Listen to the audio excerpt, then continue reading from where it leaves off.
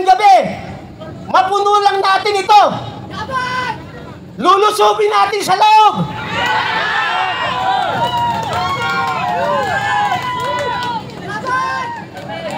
Hindi natin susunugin. Ang pinakamadaling pwedeng gawin natin, ulitin ko to ang pwedeng madaling gawin natin, gumawa ng gulo. Ayan po, pakinggan po natin. Wala ba kayong mga kamay dyan? Si General Pokis po yan ng Air Force. Magandang gabi sa ating lahat, mga kababayan. Magandang gabi. Captain Ray Valero. Okay. Alam niyo na kung bakit tayo nandito lahat. Yes! Nandito tayo sa harap mismo ng ating batasang pambansa. So tayo ay nandito para sa ating ipahayag yung ating mapayapang protesta sa ginagawa ng ating mga representante, mga taong binoto natin para i-represent tayo, para maging leaders natin, pero anong ginawa nila?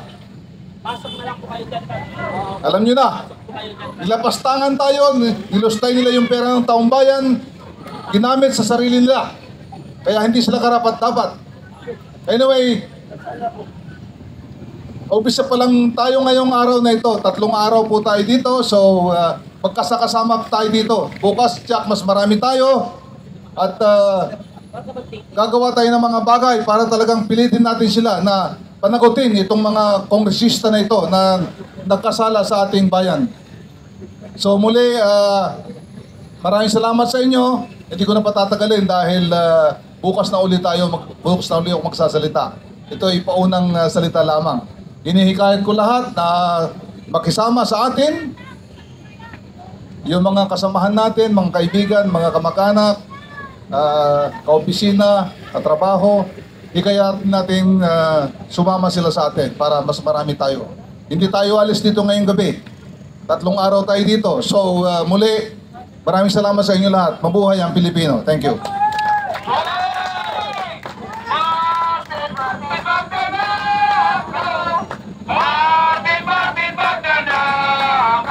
Yes! Magandang gabi ho! Nagbabalik na naman tayo. Ang ganda naman ng kanta. Martin Magnanakaw! Alam nyo mga kababayan, at bakit ho tayo nandito? Ang atin hong layunin ay hindi para manggulo. Hindi po tayo naparito para po tayo ay manira. Tayo po ay narito para ayusin natin ang Pilipinas. Mga kababayan, sawang-sawa na po ang Pilipino. Sawang-sawa na ang sambayanang Pilipino. Napakayaman ng ating bansa. Pero ho, iilan lamang ang nagkakamal. Iilan lamang ang yumayaman. Kaya tignan po ninyo, ngayon lang kayo makakakita ng buhaya na naka-aircon pa. Kaya ho, itong ginagawa po natin ito ay hindi po para sa atin, kung hindi sa ating mga kabataan. Sawa na ba kayo sa korupsyon? Hindi ko marinig. Sawa na ba kayo sa korupsyon? Kung sawa na kayo, magtawag na kayo ng inyong kamag-anak. Umpisahan na natin dito. 3 araw po tayo rito. 3 araw ho nating tutuligligin ang mga bingi, mga bulag na mga buhaya sa loob ng Kongreso.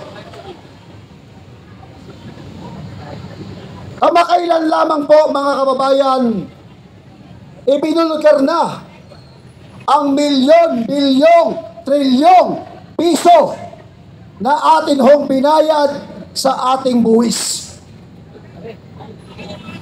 May magnanakaw. May magnanakaw talaga umamin Maglalakas ba ng loob ang kontraktor kung walang kasapuat?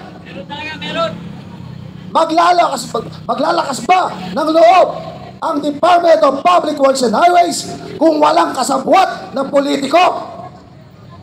Nakita na po ninyo kung anong ginawa Umamin na si Diskaya, magnanakaw siya. Umamin siya na ang kanyang mga kasabwat ay mga Department of Public Works and Highways at mga kongresista. Napanood po ninyo, ginagawa pong tanga ang sambayan ng Pilipino. Bakit? Alam nyo bakit? Pinaligtad po nila ang kwento.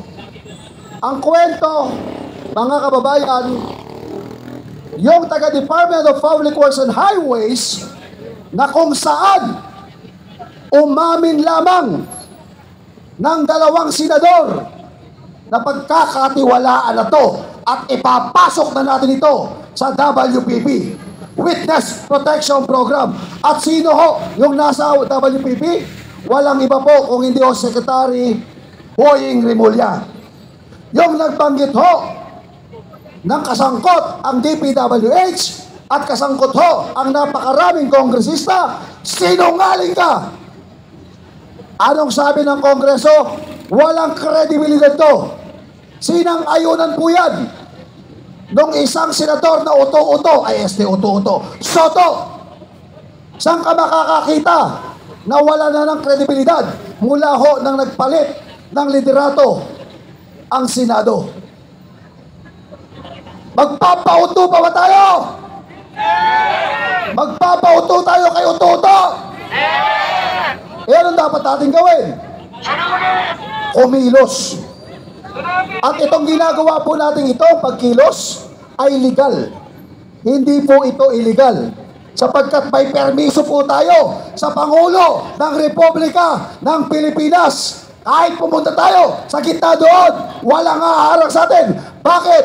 Sinabi ng Pangulo ng Republika ng Pilipinas, lumabas kayo, sumigaw kayo. Hindi ba? Kaya kahit pumunta tayo doon, wala hong magagawa. Bakit? May basbas kami. At sinabi niya, sumigaw kayo, manawagan kayo, lumabas kayo. Eh, hindi lang ho basta labas. Kailangan ho, isigaw ho natin yung mga buhaya. Yung mga magnanakaw. Sawang-sawa na po tayo. Utang dito, utang doon. Pero ang nakikinabang, iilang politiko. Kaya mga minamahal ko po mga kapatid, sa mga YouTube channel po ninyo, sa mga nakakapanood po, libo-libo, daan-daan na nanonood ngayon sa atin, huwag po nating ipakita ang ating tapang dyan sa ating home platform. Lumabas po lahat ng gustong sumali rito. Samahan niyo po kami. Para sa inyo po ito, para sa ating lahat. Muli, magbabalik po ako mamaya ha. Magbabalik po ako mamaya. At again, isang sigaw nga. Martin magnanakaw. Martin magnanakaw. Martin magnanakaw. Magnanakaw si Martin. Mamaya ho, i-reveal ho natin mamaya sa akin dito ang bisibis. Oh. Wala pang papalit. Teka lang ha. Sir Berdel. Paging, Sir Berdel. Partner. Oh. Sir Berdel. Ayun. Ay, ina. Oh, eh. Ayun. Sir, ito pala. Ito po. Okay, ito po makakasama natin ngayon. Napakakiting po ito, lumalaban sa korupsyon. Isa pong retirado, pero bakit imbis na ho magpahinga na, nandito pa? Dahil itong taong ito ay tunay na may malasakit sa ating bayan. Walang iba, retired Captain Ray! Magandang gabi sa inyong lahat. Napakinggan namin ni General Romy Puquis yung panawagan nyo kanina. Kaya tayo nandito. So kami humahanga sa inyo, nagsasakripisyo kayo dito at nagpapakahirap para lang labanan ang nangyayaring korupsyon. Huwag niyong ituring ang ating mga kapulisan na kalaban natin, kakampi natin sila. Itong ginagawa natin, gusto nilang isigaw pero hindi nila maisigaw. Ang ating mga kapatid na sa kasundaluhan, gusto rin gawin ito, hindi nila pwedeng maaaring gawin. So ang gumaganap nito, taong bayan. Ito, pakinggan nyo. Sa oras ng halalan, kahit anong sulok dito sa bansa, kahit iskinita pinapasok ng mga politiko. Tama, mali? Kapag nanalo na sila, bumalik ba sila sa taong bayan at sinabi ang ganito? Dahil tinulungan niyo akong maupo sa pwesto ko, ano ba ang gusto niyong gawin ko para maibsa na ang kahirapan niyo? May gumawa ba niyan? Malaking pagkakamali na yung nangyayari sa bansa na hindi na to biro. Dati ang naka 1,000, naging 100,000, naging milyon, ngayon bilyon, umabot ng trilyon. Pag hinayaan pa natin ito, wala nang mangyayari sa bansa natin. Isipin niyo ito.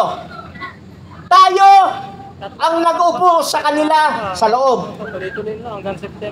Yun ang perception ng karamihan.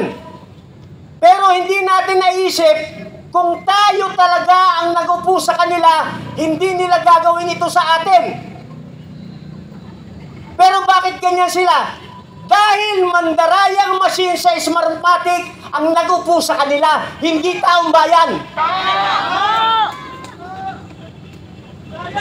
Yan ang katotohanan. Malalim na problema ng bansa. 3 araw tayo magsasama-sama rito. Hindi tayo natatakot dahil kakampi natin. Wala tayong kulay rito. Kaya nga nung nanawagan kayo, napakinggan namin ni General Romy. Sabi ni General Romy, puntahan natin. Kawawa naman sila. Kaya po tayo nandito.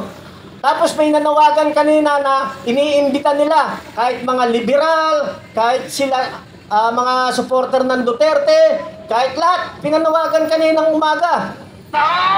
So, napakinggan namin yun. Yun ang maganda kasi wala akong nakikitang bandera rito, makabayan, walang liberal, walang pro-Duterte. Kaya hindi dumadami ang tao sa kalsada pag nag-rally. Pag nakita ng tao na politika, nauumay na. Umay na ba kayo sa politika? Gusto niyo na ba ng tunay na aksyon? Ulitin ko gusto niyo na ba ng tunay na aksyon? Meron akong challenge sa inyo. Lahat na nandito. May challenge ako sa inyo. Challenge accepted! Bukas o mamayang gabi, mapuno lang natin ito. Lulusubin natin sa loob.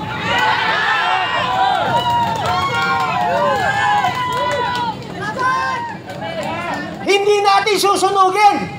Ang pinakamadaling pwedeng gawin natin. Ulitin ko to Ang pwedeng madaling gawin natin, gumawa ng gulo. Mas madali yun kaysa sa ginagawa natin Magpasabog lang tayo dyan, gulo na Pero bakit natin gagawin yun? Pwede naman na mapayapa. Okay, turuan ko kayo na mapayapa. Magkaisa tayo Punuin natin to. Magpapatulong tayo sa mga kapatid nating pulis. Naiintindihan nila yung damdamin natin. Kasi ito rin yung damdamin nila. Bakit? Ang pamilya nila kasama rin sa taong bayan. Oh, marami tayo. Kahit may barikada, pasukin natin. Yung hindi tatakbo na congressman, mabuti yun. Yung tatakas, masama yun. Magulo, hindi. Hindi. Makikiusap tayo Papasok kami dyan, papasok lang. Amin naman yung building na yan Sa atin yan Tama. Ba't ilalak nila yan? Ay, sa atin yan. Tapos yung mga nasa loob, ang nagupo, taong bayan. Kung tayo nagupo, pwede rin silang paalisin. Ba't kayo natatakot? Hindi kami natakot. Kaya lang, ang hirap natin gawin, bakit? Pwede ba nating sabihin, napapaligiran namin kayong mag-isa ko. Mag-isa lang ako. Lulusubin namin kayo, 10 kami. May nangyari bang ganon? Wala po. Ngayong gabi siguro! Paano tayo? Marami tayong kaibigan gusto na ng gulo. Huwag nating gayahin yung nangyari sa Nepal, nagkapatayan. Yung nangyari sa Indonesia, maraming bansa. Kaya naman natin eh. The only solution for us to win is to have at least, hindi na milyon, 100,000 lang rito. Pasok na tayo sa loob eh. O, dahil ko sa inyo, Sabi mo na kayo dyan. pagpasok sa loob, kasama nyo ang 80% na retired military.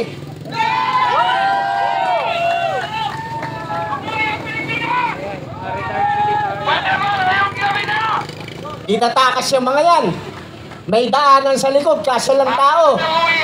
Dadaan sila magtatakbuhan, yung masasamang congressman. Hahabulin ng taong bayan, parang pelikula. Madadapa sila. Mabagal tumakbo sila. Bakit? Puno ang bulsa nila ng kayamanan eh. Yung iba nasa dyan nila. Usog na. Ayaw nilang iwanan.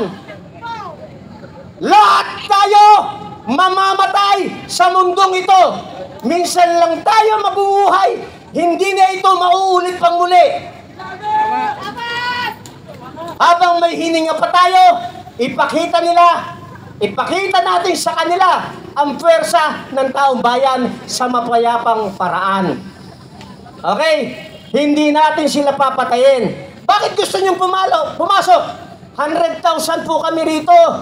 Dahil po naiinis kami kay Martin Romualdez, hindi naman namin siya papatayin. Tigi-isang kurot lang kami, 100,000. Makakasuhan ka ba kung mamatay siya sa kurot ng 100,000? Hindi, kinurot lang natin eh.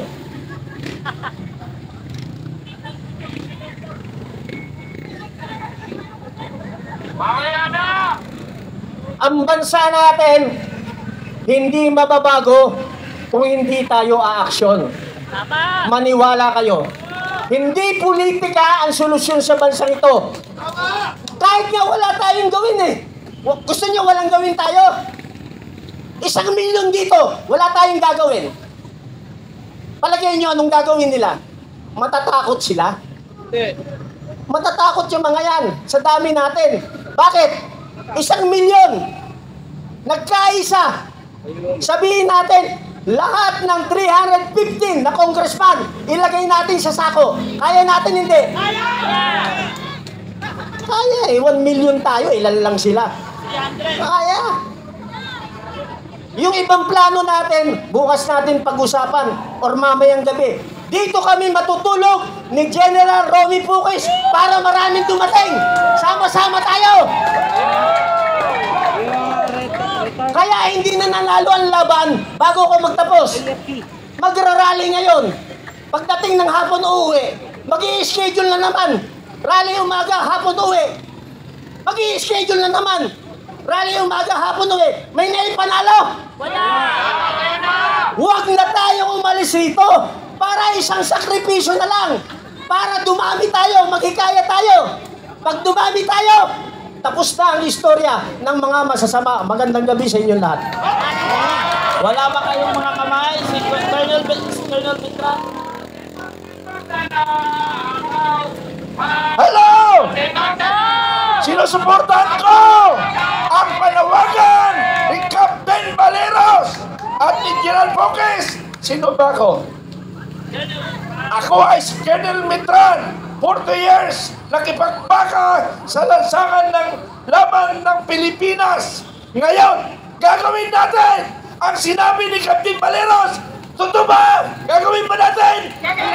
Gagawin ba natin? Laban tayo para sa bansang Pilipinas. Sa kailangan natin ng maraming puwersa. Kailangan dumami pa tayo at gagawin natin ang dapat gawin sa bansang ito. Kailangan dumami pa tayo mga kaibigan. Hindi tayo papayag na nilalampastangan na ang bansang Pilipinas ng mga tratadong congressman ng mga kawatan. Gagawin natin yan. Susuportahan natin ang announcement ni Captain Valeros. Kailangan natin gawin yan. Kaya ba natin mga Pilipino? Kaya! Kaya, hihintay natin. Yung iba may parating pa. Hihintay natin. Take charge, Atty.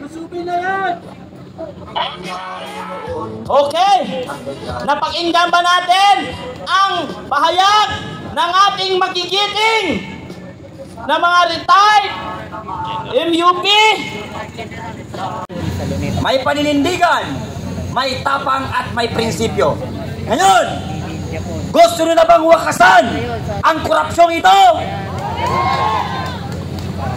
Sumigaw kayo para marinig hanggang sa House of Crocs. Gusto nyo na bang matapos ang korupsyong ito? Gusto nyo na bang matapos ang korupsyong ito? Talaga? Ngayon, ang hinihintay lang natin ay numero. Pag yun ay nakuha natin, wawakasan natin ngayong gabi mismo ang korupsyon na nagaganap sa ating bansa. Kaya patuloy po na inyaan namin ang mga youth sector ng kabataan, lahat ng mga grupo LGBT o kabataan, estudyante, guro, mag-aaral, lahat ng Pilipino, inaanyayaan po namin kayong makilahok ngayong gabi dahil lahat po tayo ay biktima ng korupsyon dito sa ating bansa. Huwag na po tayong magbingi-bingihan, huwag maging bulag-bulagan sa mga nangyayari dito sa ating bansa. Karapatan nating lahat ng mga Pilipino na ungkatin kung saan pinunta ni Martin Romualdez ang pera ng taong bayan. Ngayon, kung gusto nating wakasan ang korupsyon sa ating bansa, kung gusto natin mabago ang ekonomiya sa ating bansa, kung gusto nating umunlad ang ating bansa, tayo mismo ang dapat gumalaw at kumilos sapagkat tayo ay mga mamamayang Pilipino na karapatan nating ungkatin at hanapin, imbestigahan kung saan napunta ang binabayad nating buwis. Kaya mga kaibigan kong Pilipino, marami akong nakikitang mga tao doon. Sana sila ay makilahok. Mga estudyante, wag ho nating biguin ang ating mahal na bayaning si Dr. Jose Rizal naong mga panahong sinabi niya na ang kabataan ay pag-asa ng bayan. Ngunit, nasaan kayo ngayong kailangan kayo ng inang bayan? Nasaan kayo ngayong kailangan kayo ng taong bayan? Mga kabataan, magsilabas kayo sa inyong mga bahay at ipaglaban natin at pagkatotohanan natin ang sinabi ni Dr. Jose Rizal na tayong kabataan ang pag-asa ng bayan. Tayong lahat ay mga estudyante. Tayong lahat ay mga nagbubuwis ng ating buhay.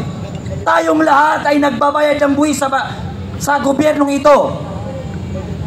Napudpud na ba ang inyong mga kamay? Napudpud na ba ang inyong mga paa? O sadyang wala kayong bayag at naduduwag kayo sa mga politikong nagpapahirap sa ating mga Pilipino? Mga kabataan, tuminig po tayo sa sarili nating mga paa. Makipaglaban po tayo dahil ito po ay para sa mga kabataan na kasalukuyang nag-aaral ngayon. Hindi po natin papayagan sa mga susunod na henerasyon ay mayroong maupo at mayroong maglingkod na hindi maglilingkod sa taong bayan kung hindi magsisilbi at maglilingkod sa mga politikong kurakot. Ito po, yan po ang paulit-ulit kong tinuturo. Yan po ang pinagmumulan ng korupsyon. Yan po na komite ay binuo, hindi upang paglingkuran at pagsilbihan ng taong bayan, kung hindi para protektahan at itago ang mga nakawan na nangyayari sa ating bansa. Ito na po ang bagong Pilipinas ngayon. Ito na ang nagawa ng bagong Pilipinas. Kadugyutan. Ibalik ang kurakot sa ating bansa, ibalik ang droga sa ating bansa, at mas padugyutin pa ang ating bansa. Yan po ang nagawa ng bagong Pilipinas. Kaya, mga Pilipino, magsilabas na kayo. Wala na kayong boses. Halina kayo rito, mga Pilipinong may pagmamahal sa ating bayan.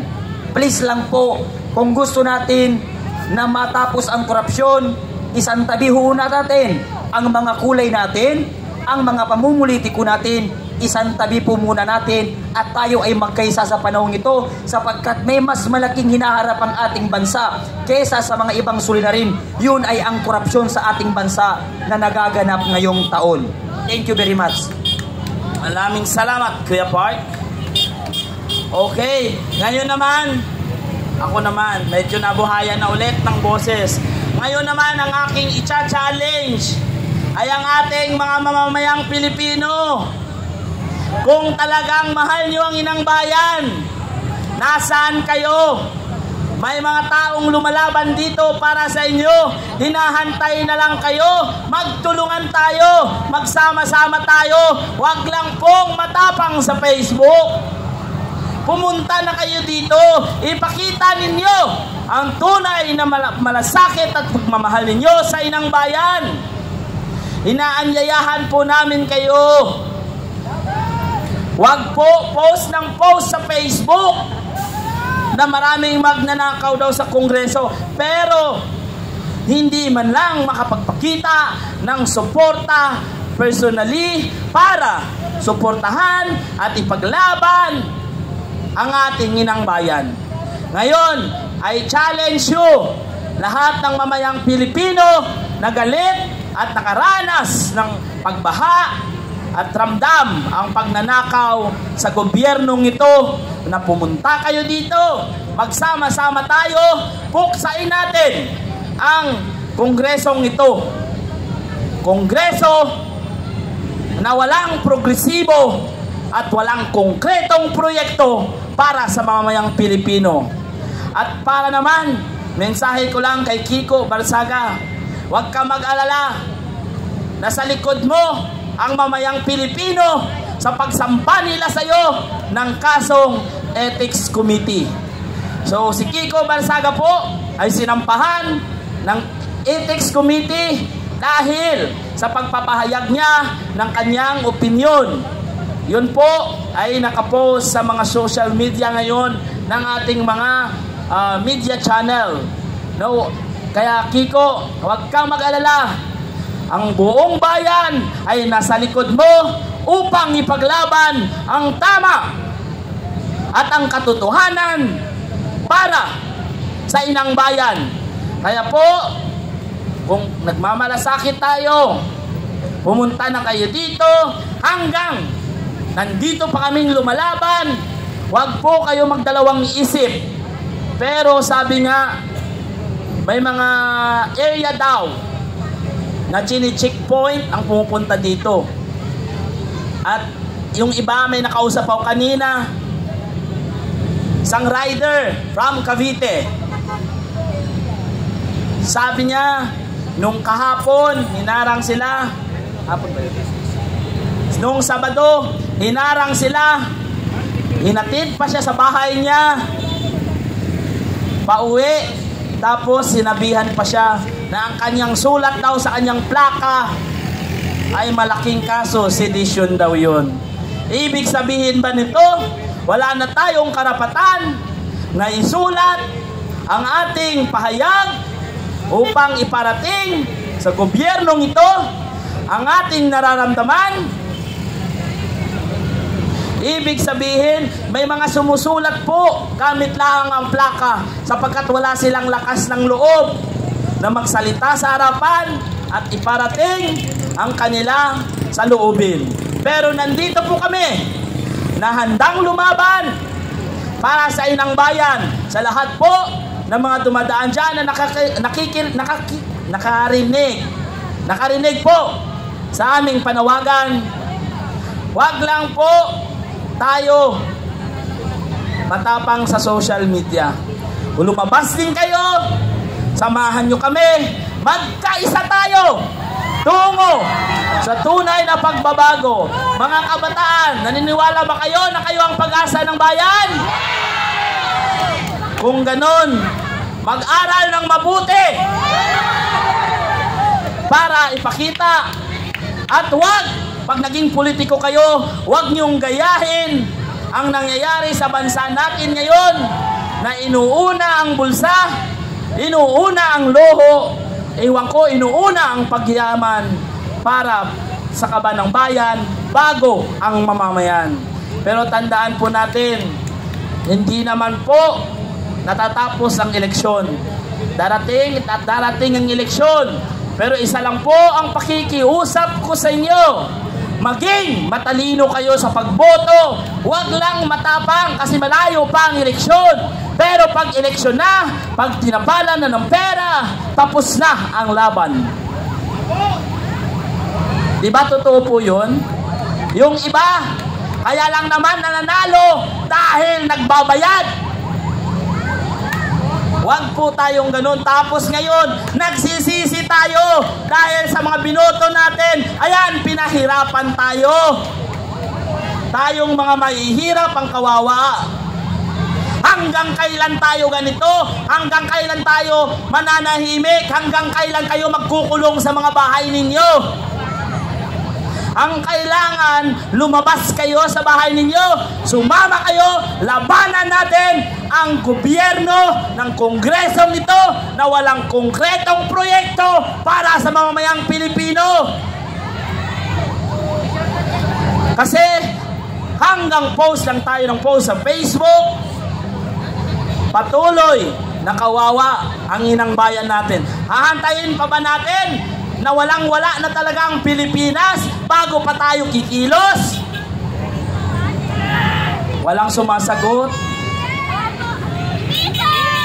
Gutom na ba kayo? Pasensya na, on the way pa lang po kasi yung pagkain. Medyo na traffic po sila. Pasensya na po. Pero huwag kayong mag-alala. Darating at darating din po yun. Ngayon po, ang panawagan ko, magsama-sama tayo. Yung mga nakauwi na dyan galing trabaho, na hindi makatulog dahil may insomnia, maraming problema, maraming utang. Alam nyo, ang solusyon, pumunta kayo dito, labas ninyo ang sama ng loob ninyo. Kasi kung hindi, maayos ang ating gobyerno, baka wala kayong utang. Dahil maayos ang ating gobyernong ito. Dahil hindi nilalakaw ang kaban ng bayan. Ang kailangan po natin, konkretong proyekto, hindi ayuda. Pangmatagalan na solusyon, yan po ang kailangan ng taong bayan. Buhay pa ba kayo? Isang bagsak naman dyan. Isang kanta lang. Martin, Martin magnanakaw. Martin, Martin magnanakaw. Okay? Buhay, handa pa ba kayo? Ay, parang malambot na. Ako na lang kakanta? Grabe naman kayo. Sama-sama tayo. Iwan ko kung nandyan pa ba yung mga o nakauwi na. Yung mga magnanakaw nating mga nakauwi na daw ang iilan.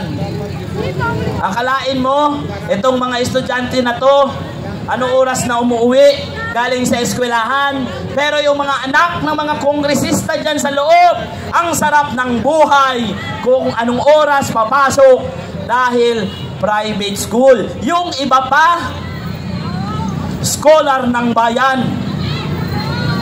Kawawa naman po ang inang bayan. Masyado pong ginagahasa. Maawa naman kayo sa mga taong naghihirap. Hanggang kailan kami? Okay, may panawagan lang po. Sa nalaglagan po ng ATM, si Miss Jonah Galunan, pakiklaim po sa akin. Nasa akin po ang iyong ATM. Pag hindi mo ito kinuha sa akin, ako bukas i-withdraw ko to. Congressman pa naman ako. Congressman. Ewan ko, ba't nasisikmura ng mga congressman na yan na magnakaw sa kaban ng bayan? Ang laki naman ng sahod nila. Alam nyo po, ito po ang masayit na totohanan. Walang politikong hindi magnanakaw. Pero wag naman sana sobrang garapal. Sobrang garapal ang pagnanakaw. Kawawa po itong mga henerasyon na ito. Ano kaya ang sasapitin ng mga batang ito pagdating ng araw kung patuloy ang korupsyon sa ating gobyerno? Hoy, ang dami ng fans ko. Hoy mga bata, isang bagsak nga dyan. Isang high. Okay, magsiuwi ng maayos kayong pag-asa ng inang bayan.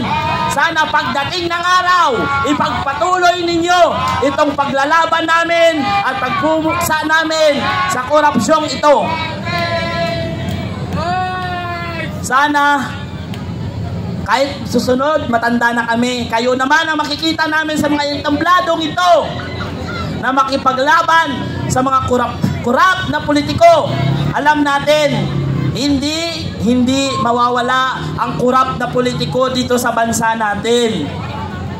Ewan ko ba kung bakit hindi natatapos? Kaya siguro, dapat lang talaga ang mga politikong magdanakaw, dapat talagang pinapatay siguro para madala. Diba? Dapat may batas tayong ganun eh. Illegal dito, lethal,